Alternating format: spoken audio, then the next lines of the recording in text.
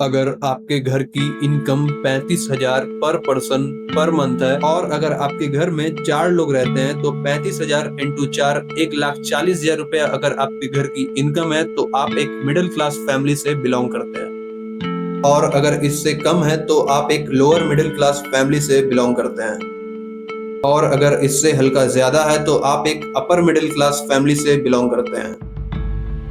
Bye the way, come to the topic. क्या आपने कभी ये नोटिस किया है कि जब एक मिडिल क्लास घर का लड़का या लड़की जॉब या बिजनेस करता है तो वो किन फैक्टर से मिडिल क्लास रह जाता है? ये मैं आपको 3 फैक्टर्स में बताता हूँ। पहला, लोन ईएमआई। जैसे ही आप कमाना शुरू करते हैं सबसे पहले एक घर लोन पे उठा लेते हैं, फिर एक गाड़ी और फिर एक लग्जरी फोन या फिर कोई भी ऐसी लायबिलिटीज जो आपको रिटर्न्स नहीं देगी और कुछ दिनों के बाद उल्टा उसकी वैल्यू गिर जाएगी। नंबर 2 पे आता है इन्वेस्टमेंट। एक मिडिल क्लास आदमी को पैसे मैनेज करना बिल्कुल नहीं आता कि वो उस पैसे को यूज करके मल्टीपल सोर्स ऑफ इनकम कैसे बना सके। वो इसका उल्टा मल्टीपल सोर्स ऑफ खर्चा बढ़ा लेता है। And the third most important, financial mindset. एक मिडिल क्लास आदमी अपने सेफ जोन में रहना ज्यादा पसंद करता है कि चलो इतने पैसे यहाँ से आ रहे हैं, इतने में खर्च, शो ऑफ, ईएमआई सब देख लेंगे। और इन हैबिट से उन्हें रिस्क लेने में डर लगता है और नए स्किल सीखने की जगह बैंक में पैसा रखना या फिजूल शॉपिंग,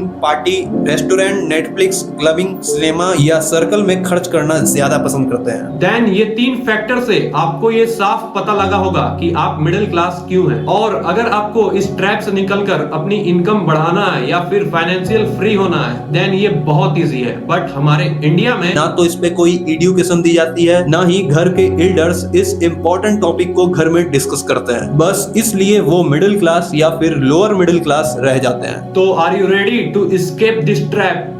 कम विथ मी। तो सबसे पहले आपके घर में जो भी इनकम आ रही है या फिर आप नहीं भी कमा रहे हो तो सबसे पहले एक लिस्ट बनाओ कि आपकी 1 मंथ में क्या क्या कहां खर्च हो रही है। ये लिस्ट आपको खुद बनानी होगी और इससे अननेसेसरी आइटम्स को खुद रिमूव करना होगा, क्योंकि मैं आपकी लिस्ट को नहीं देख सकता हूँ। और आपको नए स्किल्स सीखने होंगे जो कि इन नेक्स्ट 10 ईयर्स 15 ईयर्स में रैपिड ग्रोथ करने वाले हैं, जैसे लास्ट 10 ईयर्स में एआई ने किया है। इससे आप पास्ट और प्रेजेंट प्रेडिक्ट करके फ्यूचर देख सकते हो। जैसे फॉर एन एग्जांपल, अब पूरी वर्ल्ड तेजी से डिजिटल होते जा रही है और ऐसे में अगर आप digital marketing, video editing, prompt engineering, आपको जो पसंद है, इन नेक्स्ट 10 इयर्स ग्रोथ को देखते हुए सीखोगे तो इट इज बेटर। और उस स्किल से आपको जो भी इनकम आएगी उसकी 25% आपको खुद पे इन्वेस्ट करनी होगी, आपके उस स्किल में अपडेट मास्टर रहने के लिए, कि आप उस अर्निंग स्टैंडर्ड को और बढ़ा सको। देन फिर उसके बाद 20% ऑफ योर इनकम को